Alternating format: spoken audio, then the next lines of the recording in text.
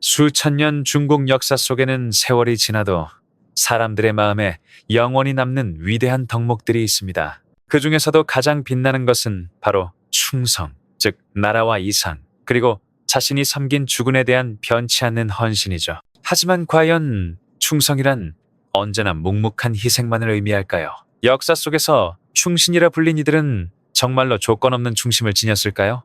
삼국지 시대는 혼란과 전쟁의 소용돌이 속에서 진정한 충성심이 시험받던 시기였습니다. 그리고 놀랍게도 지략의 화신이라 불리는 제갈량이 가장 충성스러운 인물 순위에서 최하위를 차지했다는 사실이 전해집니다. 그렇다면 진정한 1위는 누구일까요? 그리고 왜 공명의 충의가 의심받게 되었을까요? 지금부터 혼란의 시대를 빛낸 8명의 영웅들을 함께 만나보세요. 그들의 충성은 단순한 맹세가 아니라 피와 눈물, 그리고 세상을 놀라게 한 운명적 선택으로 증명되었습니다. 역사를 사랑하는 여러분, 채널 구독과 알림 설정 잊지 마세요. 더 깊고 흥미로운 삼국지 이야기로 여러분을 찾아갑니다. 8. 제갈량. 제갈량은 촉한의 영혼이자 지혜와 도의의 상징으로 불립니다. 그러나 후세 사람들이 충성의 본질을 되짚어보면 놀랍게도 그는 그 순위의 맨 위가 아닌 맨 아래에 자리합니다. 이것이야말로 역사의 아이러니일까요? 제갈량, 자는 공명, 호는 와룡. 세상이 혼란스러웠던 삼국시대, 그는 어둠 속의 등불 같은 존재였습니다. 젊은 시절 그는 양도 출신의 은자이자 학자였지만 마음속에는 백성을 위한 큰 이상을 품고 있었습니다. 유비가 3번 초가집을 찾아간 삼고초려 일화는 너무도 유명하죠.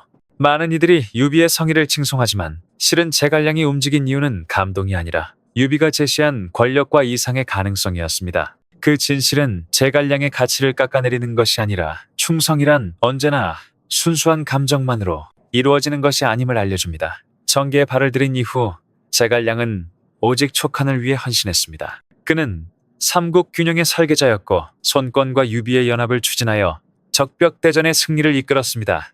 이후 유비 사후에는 어린 유선을 보조하며 정사를 맡았고 5차례 북벌에 직접 나서며 촉의 존속을 위해 몸을 바쳤습니다.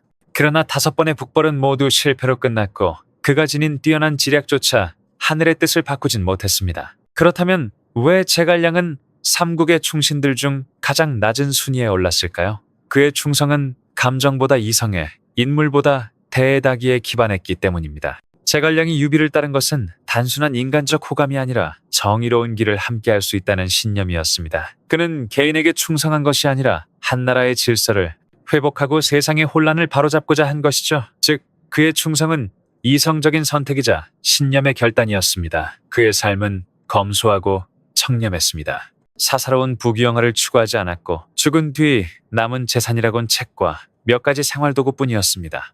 그의 아들 제갈첨과 손자 제갈상 역시 전장에서 나라를 위해 목숨을 바쳤습니다. 세대를 이어진 이성의 충성, 그 자체가 이미 숭고한 전설이 된 셈입니다.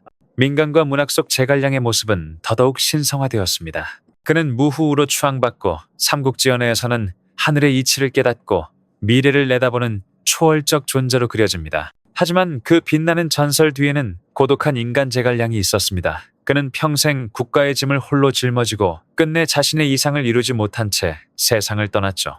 시대는 변하고 왕조는 사라져도 제갈량의 인품과 이상은 여전히 살아있습니다. 그는 맹목이 아닌 지성의 충성, 아첨이 아닌 정의의 충성을 보여준 인물입니다. 단단하면서도 유연했고 냉철하면서도 따뜻했습니다. 그래서 그는 가장 충성스러운 인물의 1위는 아닐지라도 인류가 기억하는 진정한 충성의 표상으로 남았습니다. 어쩌면 이것이야말로 가장 고귀한 충성일지도 모릅니다. 누구에게가 아닌 대의와 이상, 그 자체에 충성하는 삶. 그는 그렇게 평생을 다해 나라를 위해, 세상을 위해 몸을 불살랐습니다. 7. 허저. 삼국지의 혼돈 속에서 명예와 권력이 사람의 가치를 결정하던 시대, 오직 충성심 하나만으로 세상을 감동시킨 사나이가 있었습니다. 그는 제갈량처럼 지략이 뛰어난 것도, 순옥처럼 책략에 능한 것도, 조조처럼 권모술수에 밝은 것도 아니었습니다. 하지만 그의 이름은 1000년이 지나도 여전히 빛납니다. 이유는 단 하나, 강철 같은 힘과 꺾이지 않는 충성심. 그의 이름은 바로 허저, 조조의 곁을 지킨 호박 같은 사내. 삼국시대 최고의 충신 중 한 명이었습니다. 허저, 자는 중강. 어린 시절부터 거대한 체구와 괴력으로 이름을 떨쳤습니다. 키는 팔척에 이르고 팔을 휘두르면 호랑이가 울부짖는 듯했죠. 하지만 그의 힘은 단순히 적을 베기 위한 것이 아니었습니다. 그것은 주군을 지키기 위한 무기였습니다. 관도대전에서 조조가 암살, 위기에 처했을 때 허전은 단신으로 모든 자객을 쓰러뜨려 주군의 목숨을 구했습니다. 그날 이후 그는 조조의 그림자 같은 존재, 절대적인 신뢰를 받는 호위무장이 되었습니다. 허전은 공으로 출세를 바라지 않았습니다. 벼슬에도 부귀에도 관심이 없었습니다. 오직 한 가지, 조조를 지킨다는 약속만이 그의 삶이었죠. 위수 전투에서 마초가 기습을 감행했을 때 화살비가 쏟아지자 허전은 자신의 몸으로 조조를 감싸 안고 피투성이가 된 채 그를 어버강을 건넜습니다. 그것은 단순한 충성의 표현이 아니라 주군이 살아있는 한 나는 절대 쓰러지지 않는다는 무언의 맹세였습니다. 허전은 충하되 의심하지 않고 강하되 교만하지 않았다는 평가를 받습니다. 공을 세워도 자랑하지 않았고 상을 못 받아도 불평하지 않았습니다. 오히려 오해를 받아도 묵묵히 침묵으로 견뎠습니다. 한 번은 조조의 친척인 조인이 무례하게 굴었지만 허전은 아무 말 없이 예법을 지키며 참아냈습니다. 이 소식을 들은 조조는 그를 더욱 존경하게 되었죠. 진정한 충성은 말로 증명되는 것이 아니라 행동과 침묵 속에서 드러난다는 걸 보여준 순간이었습니다. 허저의 충성은 이익이나 철학에서 비롯된 것이 아닙니다. 단지 한 사람에 대한 절대적인 믿음이었습니다. 그는 조조를 진정한 군주로 여겼고 그 믿음을 위해 생을 걸었습니다. 조조가 죽자 그는 피를 토할 정도로 슬퍼했고 이후 조비와 조이를 섬기며 끝까지 그 충의를 지켰습니다. 평생 단 한 번도 배신하지 않았고 단 한 걸음도 죽은 곁을 떠나지 않았습니다. 마초와의 1대1 결투는 지금도 전설처럼 전해집니다. 허전은 중상을 입고도 끝내 물러서지 않았고 마지막 순간까지 방패가 되어 조조를 지켜냈습니다. 적에게 그는 전장을 뒤흔드는 호후 공포의 화신이었지만 아군에게 그는 형제 같은 동료, 믿음의 상징이었습니다. 그는 230년에 세상을 떠났고 진후라는 칭호를 받았습니다. 하지만 그의 진정한 업적은 이름이 새겨진 비석이 아니라 후세 사람들의 마음속에 남아 있습니다. 그는 조조의 목숨을 지켜 삼국의 역사가 계속 흐를 수 있게 한 남자, 보이지 않는 방패이자 살아있는 전설이었습니다. 제갈량이 이념과 이상에 충성했다면 허전은 사람에게 약속에 충성한 자였습니다. 머리로 나라를 지킨 자가 위대하다면 몸으로 주군을 지킨 자는 더욱 숭고하다. 허저의 이름은 그래서 지금도 충성의 상징으로 남아 있습니다. 지혜가 시대를 만든다면 충성은 그 시대를 지탱한다. 6. 장료. 제갈량이 혼란의 시대를 밝힌 지혜의 등불이라면 허저가 주군을 지켜낸 강철의 방패라면 장료는 어둠을 가르는 검이었습니다. 그는 출신도 평범했고 책략가들처럼 깊은 학문을 익힌 인물도 아니었습니다. 그러나 피와 땀 그리고 꺾이지 않는 의지로 삼국지의 전장에 이름을 새긴 사나이, 그가 바로 장료입니다. 장료는 처음엔 정원과 여포를 섬겼지만 여포가 패하자 조조에게 귀순했습니다. 그 선택은 그의 인생을 바꿨고 조조는 그를 한눈에 알아보았습니다. 장료는 기대를 저버리지 않았습니다. 그에게 있어 싸움은 단순한 명예가 아니라 충성의 증명이었고 칼날은 정의를 위한 언어였습니다. 그의 이름을 역사에 새긴 것은 바로 합비 전투입니다. 당시 조조는 장료와 악진, 이전에게 합비를 맡겼습니다. 그러나 그들이 맞서야 할 적은 손권이 직접 이끄는 10만 대군이었습니다. 병력 차는 압도적이었지만 장료는 주저하지 않았습니다. 오히려 단 800명의 정예를 이끌고 새병력 적진을 기습했습니다. 그날 장료는 번개처럼 돌진했고 오나라군은 공포에 휩싸였습니다. 손권은 직접 전장을 찾았다가 장료의 칼끝을 피해 가까스로 목숨을 건졌습니다. 이 전투 이후 장료의 이름은 강동 전역을 뒤흔들었고 손권이 북진할 때마다 묻곤 했습니다. 장료가 아직 합비를 지키고 있는가? 그가 있다는 대답이 들리면 손권은 바로 철수했습니다. 한 사람의 충성심이 천하의 군주를 주저하게 만들었던 순간이었습니다. 하지만 장료의 위대함은 단순히 용맹에 있지 않았습니다. 그는 옳고 그름을 분명히 구분할 줄 알았고 한 번 맺은 신의를 끝까지 지켰습니다. 여포를 섬기던 과거가 있었지만 조조를 따르기로 한 뒤로는 단 한 번도 흔들리지 않았습니다. 그의 충성은 금전이나 지위가 아닌 선택에 대한 책임이었습니다. 조조는 장료를 두고 한나라의 번쾌와 같다고 평가했습니다. 이는 단순한 칭찬이 아니었습니다. 그만큼 장료는 자신을 희생해 주군을 지킨 진정한 호위무장, 시대의 방패이자 검이었습니다. 장녀는 말이 적었습니다. 하지만 그의 침묵은 수많은 전공으로 말했습니다. 그에게 충성이란 단순히 한 사람을 따르는 것이 아니라 한 번 마음을 정하면 끝까지 지키는 것이었습니다. 그의 충성은 요란하지 않았고 그 대신 깊었습니다. 그는 책략 대신 신념으로 싸웠고 말 대신 행동으로 충의를 증명했습니다. 그는 222년에 세상을 떠났고 사후에 양무후로 봉해졌습니다. 그러나 그보다 값진 것은 그의 이름이 남긴 울림이었습니다. 세월이 흘러 전쟁의 흔적이 사라져도 그의 변치 않는 충성심은 여전히 역사 속에서 숨쉬고 있습니다. 삼국지의 시대는 배신이 생존의 기술이던 시대였습니다. 그 속에서 장류는 한 번 약속하면 끝까지 지킨다는 단순한 진리를 온몸으로 보여준 사람이었습니다. 그래서 그는 지금도 사람들의 기억 속에서 살아있습니다. 충성은 말보다 행동으로, 명예는 칼끝이 아니라 마음으로 증명된다는 사실의 상징으로. 순욱. 순욱은 전장을 누비며 칼을 휘두른 장수가 아니었습니다. 그러나 그는 조조의 권세를 떠받친 가장 단단한 기둥이자 개인을 넘어 이념에 충성한 인물로 기억됩니다. 세상이 혼란스럽고 영웅들이 난립하던 시절 그는 누구에게도 서둘러 몸을 맡기지 않았습니다. 오히려 세상을 멀리서 바라보며 자신의 뜻이 더럽혀지지 않도록 마음을 지켰습니다. 그가 조조를 따르기로 결심한 이유는 단순히 인물에 대한 신뢰가 아니었습니다. 조조를 통해 세상의 혼란을 바로잡고 오래된 질서를 되살릴 수 있다는 믿음 때문이었습니다. 그래서 그의 충성은 조조 개인이 아닌 무너져가는 나라와 정의 그 자체를 향해 있었습니다. 조조와 순욱은 처음에는 같은 이상을 품고 있었습니다. 혼란을 없애고 세상을 바로 세우자. 순욱은 수많은 전략으로 조조의 세력을 굳히고 삼국시대의 균형을 만들어냈습니다. 특히 관도 전투에서 조조가 절망에 빠졌을 때 순욱은 끝까지 버티라 조언했고 적의 보급로를 끊는 계책으로 절망적인 전세를 뒤집었습니다. 그러나 시간이 흐르면서 조조의 야망은 드러나기 시작했습니다. 그는 더 이상 나라를 위한 충성을 말하지 않았고 오히려 스스로 왕좌를 꿈꾸었습니다. 그때도 순욱은 흔들리지 않았습니다.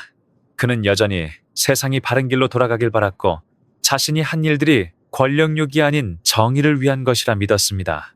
그러나 주군이 더 이상 같은 길을 걷지 않는다는 걸 깨닫자 순욱은 조용히 물러났습니다. 불평하지도 반란하지도 않았습니다. 그는 단지 묵묵히 자신의 신념을 지켰습니다. 마치 가을 들판을 스쳐 지나가는 바람처럼 요란하지 않지만 그 바람이 지나간 자리엔 깊은 울림이 남았습니다. 조조는 훗날 이렇게 말했다고 합니다. 이제 그는 나와 뜻을 같이 하지 않는다. 그 한마디로 순욱은 권력의 중심에서 멀어졌습니다. 하지만 그는 원망하지 않았습니다. 진정한 충성은 사람에게 향하지 않는다. 원칙과 신념을 향할 뿐이다. 그는 그 길을 끝까지 걸었습니다. 그의 삶은 초한지의 장량을 떠올리게 합니다. 다만 장량이 벗의 신뢰 속에 조용히 은퇴했다면 순욱은 자신이 세운 권력에서 스스로 밀려났습니다. 그럼에도 그는 단 한마디 불평조차 하지 않았습니다. 세상은 변하고 사람의 마음은 쉽게 흔들리지만 그는 끝까지 의의를 저버리지 않았습니다. 순욱은 결국 쇠락해가던 한나라의 말년에 세상을 떠났습니다. 그러나 그가 남긴 것은 권력도 부귀도 아닌 한 점 흐려지지 않은 충성의 정신이었습니다. 세상이 금전과 이익으로 충성을 사고팔던 시대에도 그는 끝까지 깨끗한 붓끝을 지켰습니다. 만약 장효가 칼로 충성을 증명했다면 순욱은 마음으로 충성을 지킨 사람이었습니다. 허저가 몸으로 주군을 지켰다면 순욱은 기계로 하늘의 도리를 지켰습니다. 혼란과 배신이 당연했던 그 시대에 그는 한 사람을 위한 충성이 아니라 한 시대를 위한 충성을 선택한 진정한 선비였습니다. 방덕. 혼란의 시대 속에는 명예나 권세가 아닌 오직 한 마음의 충성으로 이름을 남긴 이들이 있다. 방덕은 그런 인물이었다. 그는 제국을 세운 공신도 계략으로 천하를 뒤흔든 책사도 아니었다. 그러나 그의 이름은 단 한 번의 결단으로 역사에 새겨졌다.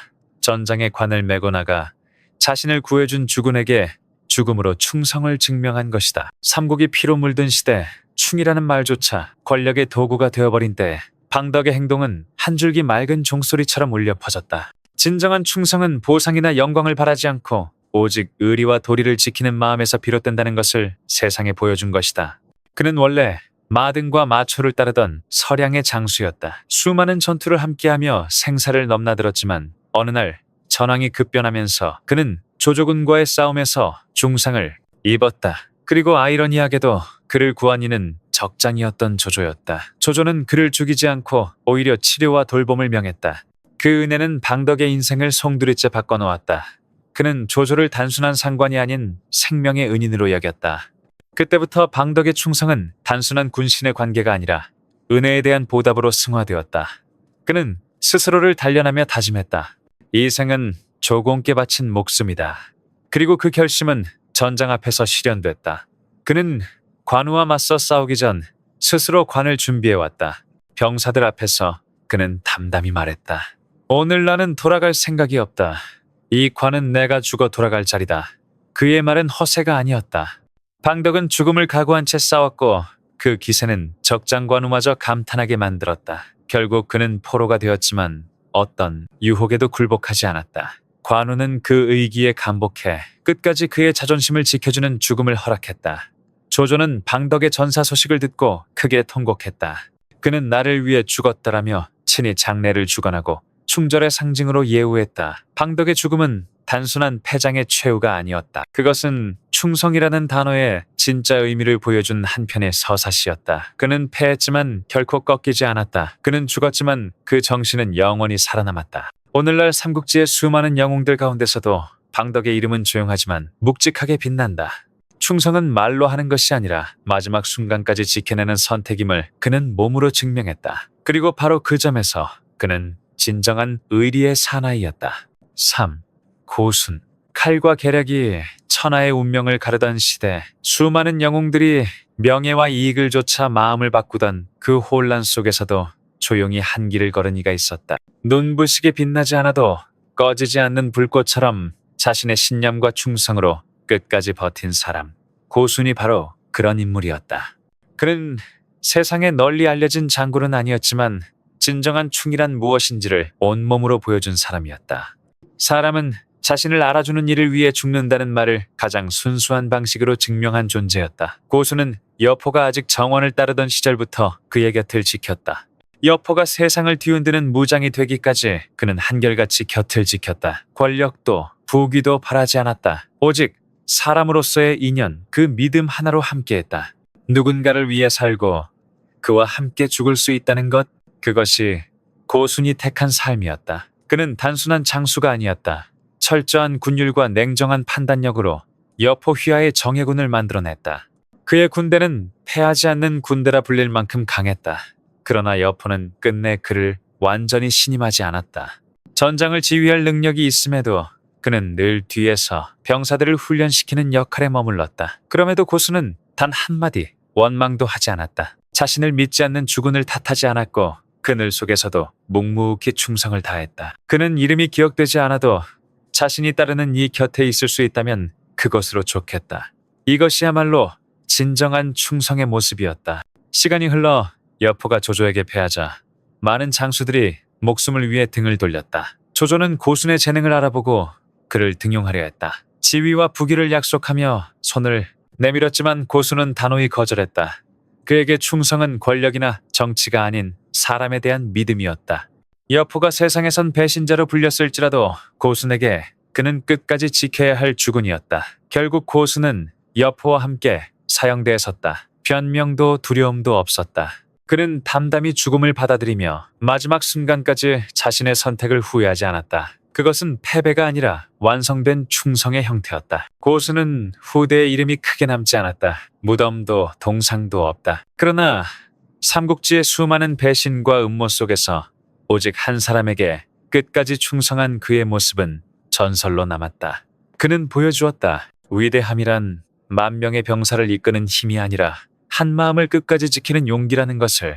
혼란의 시대, 영광과 생존 사이에서 수많은 이들이 흔들릴 때 고수는 단 한 번도 흔들리지 않았다. 그의 충성은 말이 아니라 행동이었다. 짧지만 뜨겁게 타오른 그의 생은 결국 하나의 문장으로 요약된다. 그는 진정한 벗을 위해 죽었다.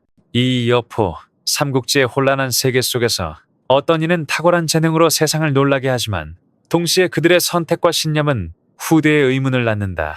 여포가 바로 그런 인물이었다. 그는 삼국의 전신이라 불릴 만큼 압도적인 무력을 지닌 장수였고 한 번 창을 휘두르면 수천의 병사가 물러날 정도였다. 그러나 그 눈부신 전투의 이면에는 하나의 아이러니가 있었다.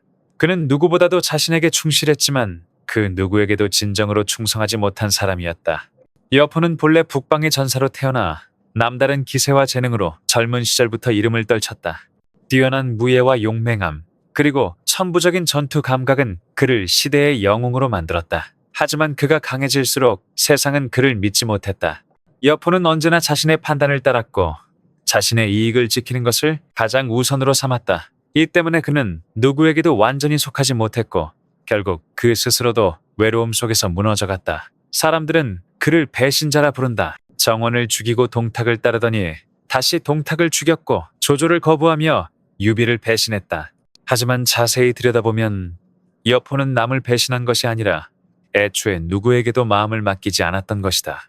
그의 충성은 사람에게가 아니라 오직 자기 자신에게 있었다. 그는 세상의 정의나 도리가 아닌 자신의 생존과 자유를 믿었다. 그것이 그의 신념이었고 동시에 그의 한계였다. 그 결과 여포는 아무에게도 신뢰받지 못했다. 아군에게는 불안한 존재, 동맹에게는 위험한 칼날, 적에게는 반드시 경계해야 할 위협이었다. 함께 싸우는 병사들조차 그를 두려워했다. 언제 화를 당할지, 언제 버려질지 몰랐기 때문이다. 결국 자신에게만 충성한 그의 삶은 완벽한 고립으로 이어졌다. 그러나 여포는 단순한 괴물이 아니었다. 그는 감정이 있었고 사랑할 줄 알았으며 때로는 의로움도 보였다. 하지만 언제나 자신이 우선이었다. 권력과 도덕이 충돌할 때면 그는 주저없이 권력을 택했다. 그가 믿은 것은 힘이었고 힘이야말로 세상을 지배하는 유일한 진리라 여겼다. 그의 최후는 잔혹했다. 백문로에서 포로가 된 여포는 조조에게 목숨을 구걸하며 자신을 쓰면 큰 공을 세우겠다고 말한다. 조조는 잠시 망설였지만 과거 여포에게 배신당했던 유비가 조용히 말했다. 그 자는 주인을 2번이나 배신한 사람입니다. 오늘 살리면 내일은 당신을 해칠 것입니다. 그 말 한마디에 조조는 결정을 내렸다. 여포는 그토록 두려움 없이 살아온 삶의 끝에서 허무하게 목숨을 잃었다. 천하무적의 전사가 단 한 사람에게도 진심으로 붙잡히지 못한 채 그렇게 사라졌다. 여포는 스스로에게는 충실했지만 타인에게는 냉정했다. 그는 충의 의미를 오해한 인물이었다.